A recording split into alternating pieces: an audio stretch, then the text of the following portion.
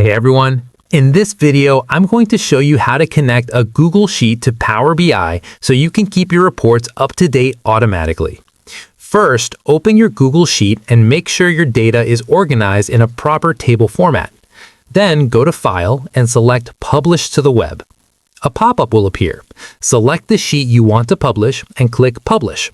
Copy the URL that's generated because we'll use it in Power BI. Next, open Power BI Desktop and click on Get Data. Choose Web as the data source and paste the URL you copied from Google Sheets. Click OK, and Power BI will show a preview of your data. Here you can click Transform if you need to make any changes like adjusting columns or data types, or you can just click Load to import the data directly. Once the data is loaded into Power BI, you can rename the dataset to something meaningful. The best part is that if you add new rows or update your Google Sheet later, you can go back to Power BI and simply click the Refresh button to get all the latest data instantly.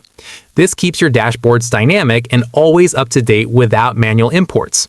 And that's how you connect a Google Sheet to Power BI and make your reports live.